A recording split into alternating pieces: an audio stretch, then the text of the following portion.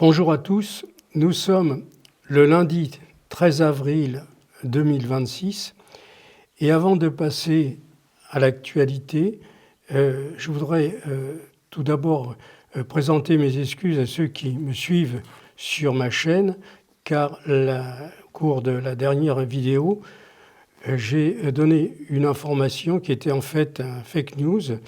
J'ai reçu une information que j'aurais dû vérifier et habituellement je le fais toujours, je vérifie avec plusieurs sources, mais là j'ai pensé que c'était vraiment une information importante et puis qui me paraissait authentique. Et en fait, le colonel dont j'ai révélé l'identité qui a été fait effectivement prisonnier, ça n'était pas pendant cette guerre qui se déroule actuellement entre les États-Unis et l'Iran, mais c'était un film qui a été diffusé, une interview qui était diffusée à l'époque lorsque les États-Unis avaient attaqué l'Irak. Et donc les Irakiens avaient fait prisonnier un pilote. Et il ne s'agit donc pas de ce pilote qui a été descendu par la défense antiaérienne iranienne, mais c'était quelqu'un qui a été à l'époque de la guerre entre les États-Unis et l'Irak. Voilà. Donc, excusez-moi pour cette... Habituellement, je vérifie toujours, mais là, j'ai pensé que je pouvais le faire. Eh bien non, vous voyez, ça confirme qu'il faut toujours vérifier ses sources. Alors, avant de passer à ce sujet d'actualité, je voudrais venir sur quelque chose qui me paraît important. Vous savez certainement que le discours et les informations que je diffuse sur ma petite chaîne doivent déranger beaucoup de monde et on essaie actuellement, tout du moins quelques personnes qu'on va dire du lobby sioniste, essayent de me discréditer en faisant courir une information là vraiment complètement aberrante, que je serais donc en fait vendeur d'abris anti-atomiques et que je fais toutes ces informations et ce livre pour vendre des abris anti-atomiques. Alors bien entendu, je ne vends pas d'abris anti-atomiques, j'ai aucun intérêt dans cette activité.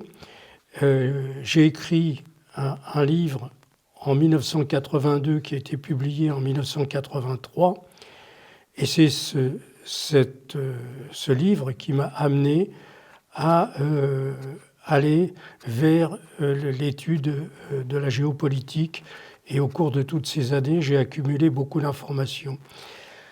Alors, si vous voulez, si la France était si la population civile de la France était abritée comme l'est la population civile en Suisse, en Suède, en Russie, en Chine et dans beaucoup d'autres pays, et en Israël notamment, eh bien, jamais je n'aurais écrit ce livre, puisque c'était, si vous voulez, j'ai voulu tirer en quelque sorte un signal d'alarme à l'époque, en 1982, pour alerter tous nos concitoyens que nous étions dans une situation extrêmement dangereuse, avec aucune prise de conscience de ce que ce risque existait et qu'il fallait protéger la population civile des conséquences d'une guerre nucléaire qui pourrait se dérouler en Europe. Alors oui, j'ai passé beaucoup de temps à travailler sur cette question et puis je me suis rendu compte que c'était pratiquement un sujet inabordable qu'on ne pouvait pas, parce que les gens étaient victimes d'une propagande qui se déroule depuis les années 1960. Nous sommes propriétaires, enfin nous possédons l'arme nucléaire qui est donc en quelque sorte une arme de dissuasion totale et personne ne pourrait nous attaquer. pour donc parler de la nécessité d'informer la population civile et de surtout essayer d'engager une protection de la population civile, c'est une mission qui est absolument impossible parce que nous sommes victimes d'une campagne de propagande depuis ces années-là, et donc ça n'est pas en une demi-heure que l'on va faire prendre conscience aux gens que le danger existe et qu'il y a surtout des moyens de se protéger. Alors, c'est d'ailleurs la raison qui m'a amené à m'intéresser à la géopolitique, parce que j'ai compris que ça ne servait à rien de dire aux personnes « cette guerre nucléaire va un jour ou l'autre arriver en Europe, elle sera d'ailleurs mondiale, et il existe des moyens de se protéger, et surtout, la première chose à faire, c'est de connaître. C'est la connaissance qui va nous permettre de comprendre ce qu'il faut faire et ce qu'il ne faut pas faire pour sortir vivant de cette prochaine guerre qui nous attend probablement dans quelques mois ou peut-être quelques années. Et donc en fait, j'ai compris qu'il fallait démontrer d'abord aux personnes que le risque de la guerre nucléaire était réel, et donc il fallait s'intéresser à la géopolitique et leur expliquer que, voilà, pour telle ou telle raison, eh bien, il y aura une confrontation et une guerre, et dans cette guerre, les armes nucléaires seront utilisées. Et donc c'est ce qui m'a amené à écrire le deuxième livre que j'ai publié en janvier 2023 et qui s'intitule « La prochaine guerre sera nucléaire ». Et donc, dans ce livre, j'ai révélé beaucoup de secrets qui gênent le lobby de la finance, qui gênent le lobby sioniste. Alors, je ne suis pas le seul à dévoiler, notamment aux États-Unis, il y a des gens comme le colonel Douglas MacGregor, comme le colonel Lawrence Wilkerson, et d'autres qui dénoncent les agissements du lobby sioniste aux États-Unis et bien entendu la politique qui est menée par Netanyahou. Mais en France, je suis un des seuls qui vraiment donne des informations précises et qui sont gênantes. Donc forcément, vous avez des gens qui vont chercher à me discréditer. Dans d'autres cas, on a vu récemment qu'ils n'hésitent pas à faire disparaître des personnes qui sont gênantes parce qu'elles fournissent des informations qui font réfléchir ou qui permettent de comprendre un peu le dessous des cartes. Alors jusqu'à présent, ce qui a fait ma protection, c'est que je suis relativement peu connu, et donc connu par quelques milliers, des dizaines de milliers de personnes, mais pas par des millions de personnes. Et donc, je ne représentais pas vraiment une menace pour le lobby de la finance. Mais néanmoins, les informations uniques que j'ai communiquées dans ce livre, qui concernent notamment le comportement du gouvernement français dans les années 1950, entre 1950 et 1958, vis-à-vis d'Israël, et puis ensuite toute l'aide qui a été fournie à Israël, eh bien, tout ça, ça gêne beaucoup de monde, parce que là, ce sont des informations qui sont sourcées, qui sont développées, et évidemment, lorsque l'on a adressé à toutes les rédactions, aussi bien des magazines que certains journaux télévisés, le livre, eh bien, alors là, j'ai été mis sur la liste noire. Il ne fallait surtout pas parler de ce livre, La prochaine guerre sera nucléaire, puisque là, dans ce livre-là, qui est un peu différent de celui que j'avais écrit en 1982, eh bien, je dévoile tout un tas de situations qui gênent beaucoup le lobby de la finance et bien sûr le lobby sioniste qui existe aux États-Unis, en France, en Angleterre et dans d'autres pays. Donc, ces gens-là ont préféré me placer sur une liste noire et refusé de parler absolument de ce livre et ne jamais m'inviter, d'ailleurs ils ne m'ont jamais invité, pour parler, parce que moi en fait le but c'était de communiquer des informations, de dire voilà la guerre nucléaire, elle est possible, elle est probable, elle risque d'arriver en Europe pour telle et telle raison. Et donc il existe des moyens de se protéger. La première chose, c'est de savoir des choses qui sont fondamentales et qui sont tues, qu'il y a plusieurs types d'explosions nucléaires et principalement deux dont les conséquences sont complètement différentes. L'explosion à basse altitude, c'est-à-dire entre 600 et 1200 mètres, où là, il n'y a pas grand-chose à faire sauf si l'on est à l'intérieur d'un abri avant l'explosion. Les conséquences sont des conséquences directes, immédiates, qui se déroulent en quelques secondes. C'est tout d'abord l'effet de chaleur, l'effet de rayonnement et l'effet de souffle qui va tuer dans un rayon limité les personnes qui sont sous cette explosion. Mais ça concerne vraiment très très peu la population civile, car il n'y a pas de raison au départ de détruire la population civile en Europe et notamment en France. Par contre, il y a un autre type de conséquences, et c'est là-dessus qu'il faut insister auprès de tous ceux avec lesquels vous pouvez parler, c'est les explosions qui sont destinées à détruire des installations militaires, et ces explosions se déroulent au sol. Et là, au sol ou dans le sol, peut être à 30 mètres de profondeur, et dans ce cas-là, il y a des conséquences qui sont complètement différentes et dans lesquelles la population civile peut être protégée, puisque en fait la population civile va être concernée par les retombées radioactives qui vont arriver dans telle ou telle région 1 heure, 2 heures, 4 heures, 6 heures ou 8 heures après l'explosion. Donc là, on a le temps de se protéger à condition de savoir ce qu'il faut faire et à condition de connaître un minimum, d'avoir un minimum de connaissances sur les conséquences et comment se comporte le rayonnement gamma. Vous voyez, comment le rayonnement gamma va diminuer, selon quelles règles, etc. Et donc tout ça, je l'ai expliqué dans le livre et je l'explique maintenant depuis le mois de mai 2023 dans plusieurs de mes vidéos où j'ai donné quand même beaucoup d'informations. Alors c'est ça le point important. Le point important, c'est de distinguer les conséquences, parce que tout le monde mélange tout, et beaucoup d'autres disent c'est pas la peine de se protéger, puisque de toute façon, après, l'hiver nucléaire finira par tuer toute la population.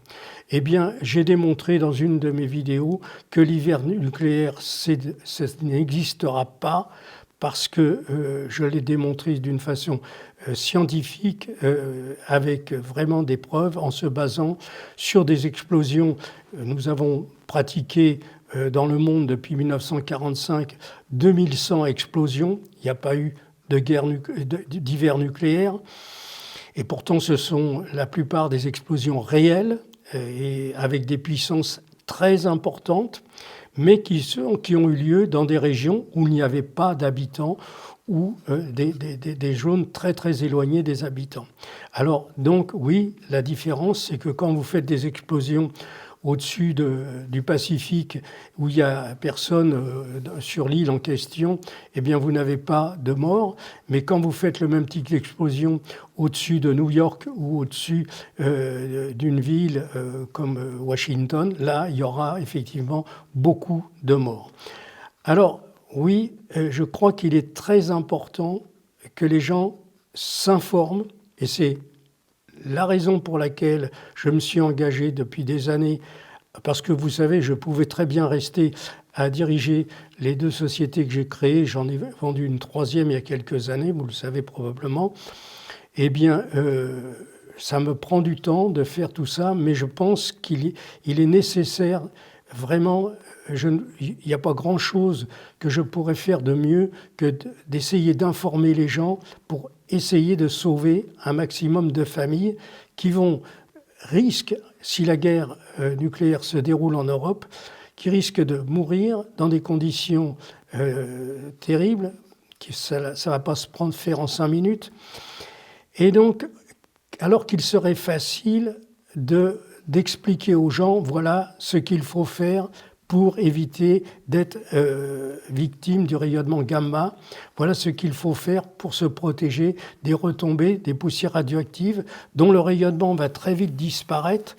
Il s'agit bien souvent de rester 48 heures en dehors de ce rayonnement, donc généralement sous terre. Si on n'a pas de cave chez soi ou si on n'a pas d'abri, eh bien, on peut se positionner dans un parking souterrain. Même s'il n'y a pas de parking souterrain, à 1 km, vous aurez sûrement le temps d'aller dans un parking à 10 ou 15 km. Donc ça, c'est important. Et puis, il s'agit en fait de se protéger dans bien des cas, pendant 48 heures, 50 heures, et dans d'autres régions, pendant 2 semaines, pour ensuite pouvoir être dans un environnement dont le débit en rade sera supportable par l'organisme humain pendant quelques heures pour se rendre dans une région qui, elle, n'aura pas eu de retombées radioactives. Donc c'est tout ça que j'explique. Mais pour arriver à convaincre nos concitoyens qu'il faut prendre en compte cette réalité, il faut d'abord démontrer que notre force de dissuasion ne dissuadera absolument personne, ni les Américains, ni les Russes.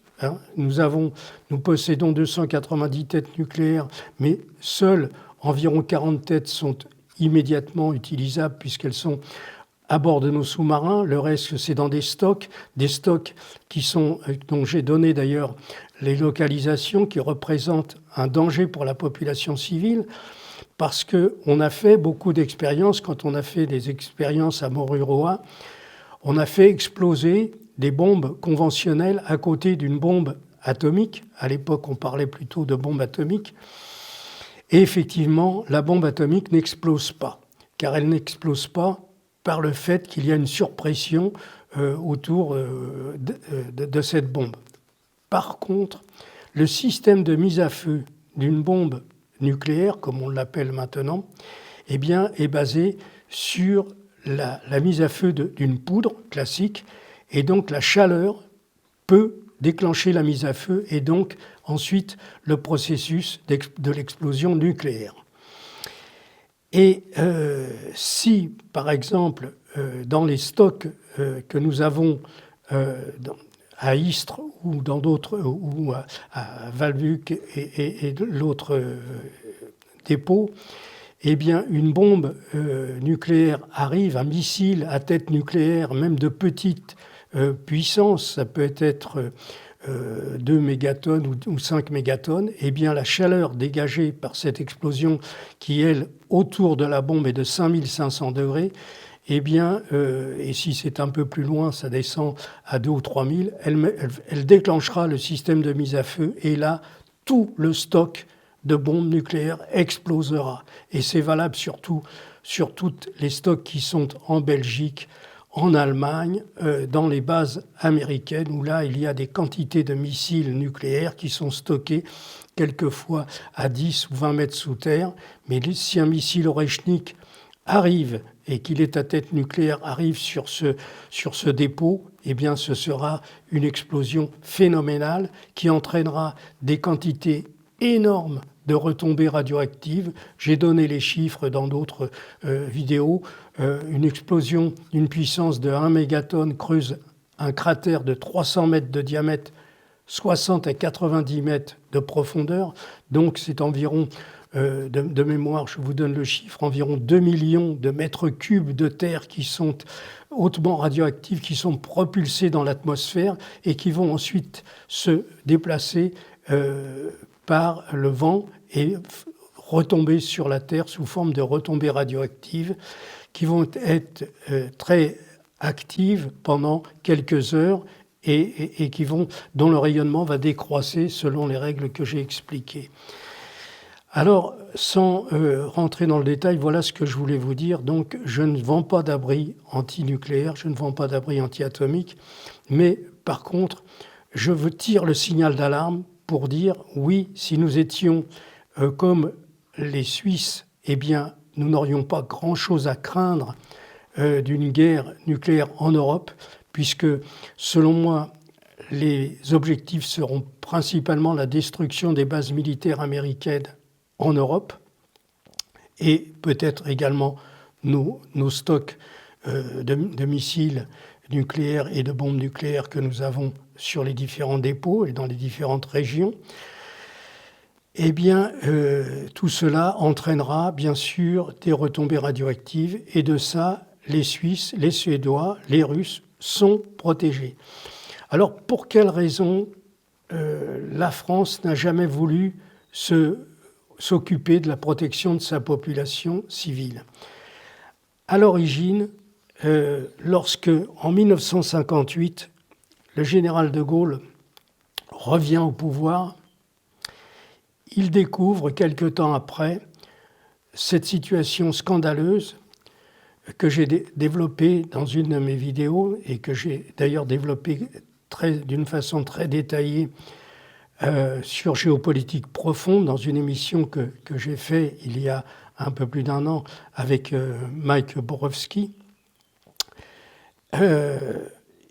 Il a découvert que le lobby qui existait en France et qui existe toujours avait permis une sorte de contrat passé entre Israël et la France. Et ce contrat, qui n'était pas écrit, mais qui se basait, c'était un échange, si vous voulez. C'était Shimon Peres qui avait proposé à l'époque à toute l'équipe qui était dirigée par Guy Mollet, mais avant que Guy Mollet arrive au pouvoir, ils avaient préparé tout ça. Et on attendait le feu vert donc du président du Conseil, puisqu'à l'époque, il n'y avait pas de Premier ministre, c'était un président du Conseil. Et quand ce président du Conseil a été élu, eh bien, il a donné son feu vert. Et là, la France a, par les engagements qu'elle avait pris avec Shimon Peres, envoyé 1500 ingénieurs et techniciens pour construire la centrale nucléaire de Dimona en Israël, dans le désert du Negev. Et non seulement on a construit une centrale identique à celle que nous avions à Saclay, puisque c'était l'objet du contrat, mais surtout, nous avons construit en dessous de cette centrale, et donc avant de construire la centrale, nous avons creusé un énorme trou pour construire 6 étages dans lesquels l'uranium était enrichi, l'uranium 235 était enrichi depuis un niveau de 3% jusqu'à 92%. Et dans ces étages travaillaient, plus tard lorsque ça s'est mis en route, à partir des années 59 et 60, etc. Et donc l'activité a poursuivi. Beaucoup plus tard, dans cette centrale, tous les gens qui travaillaient étaient au secret, bien sûr. Ils étaient triés sur le volet.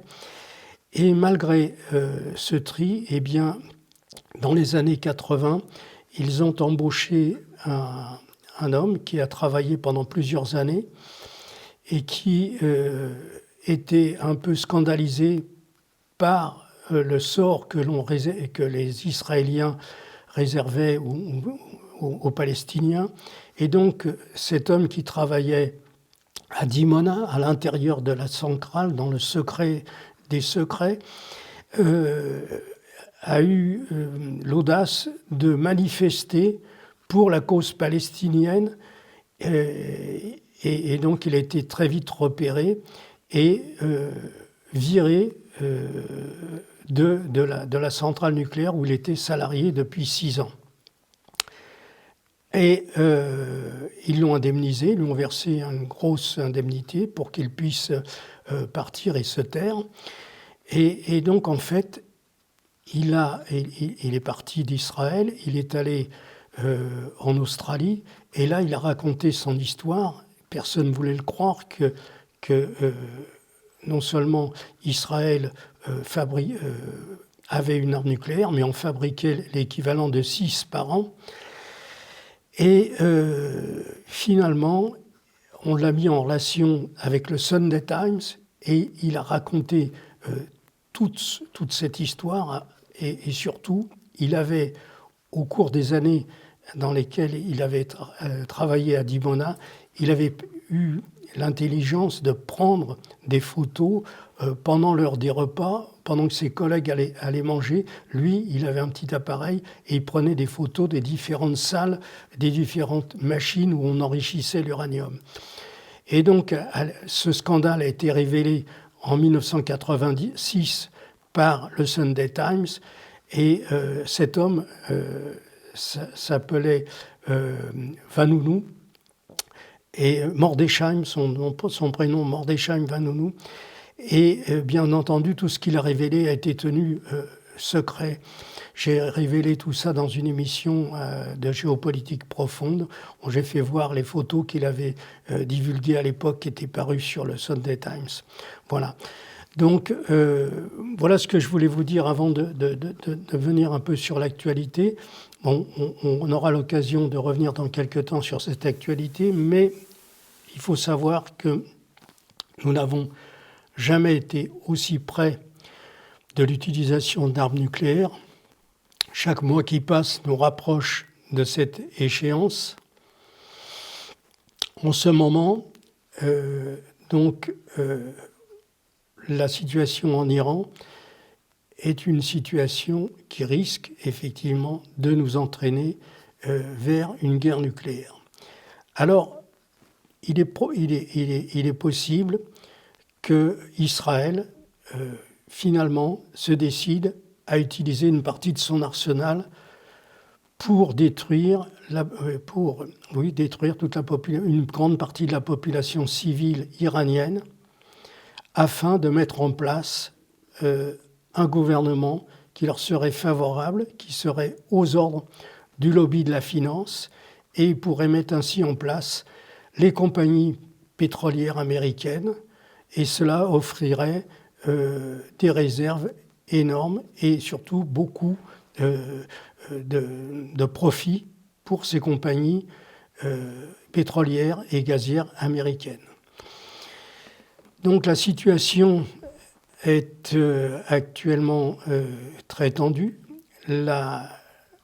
L'Iran a réalisé au cours de ces 40 années un travail énorme, quelque chose qui est difficilement imaginable, en creusant des tunnels dans la montagne et en y installant de véritables usines, des ateliers partout pour fabriquer toutes les missiles à un niveau technologique phénoménal. Tous ces gens se sont engagés totalement dans la défense de leur pays depuis 40 ans et la propagande israélienne, la propagande des médias nous fait croire que la majorité de la population iranienne est tyrannisée par un régime des mollahs, par un régime qui leur ferait subir des choses. Non, tout ça est absolument faux. La population civile iranienne, à 90%, est complètement derrière les dirigeants iraniens. C'est leur choix. Ce sont des gens qui croient dans leur religion, et c'est leur droit. Ils sont complètement engagés dans la défense de leur pays, et là-dessus, on ne peut pas mettre en doute leur sincérité.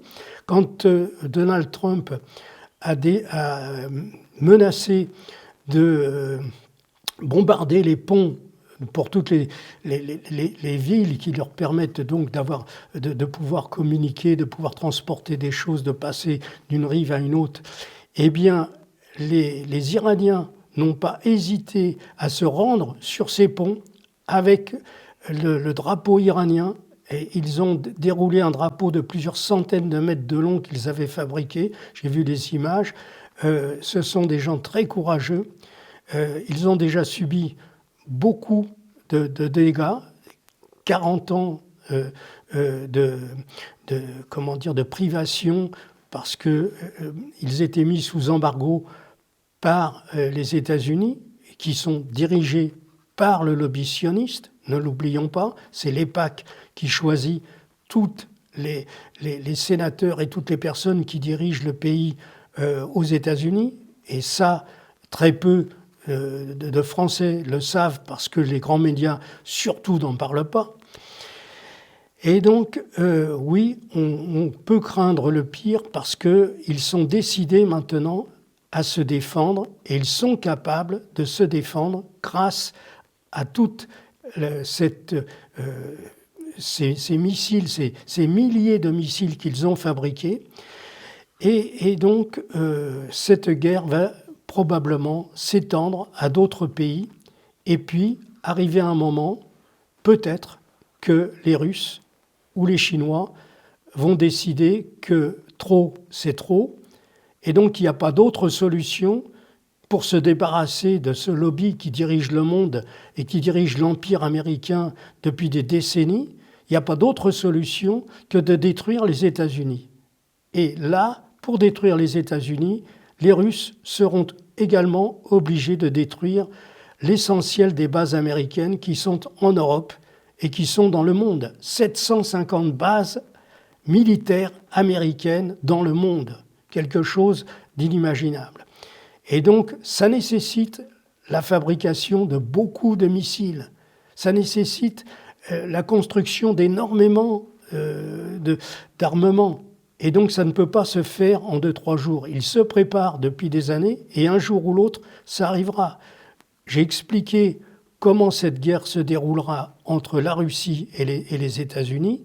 Ça se fera par les sous-marins russes qui s'approcheront des côtes américaines, les côtes Est et la côte Ouest.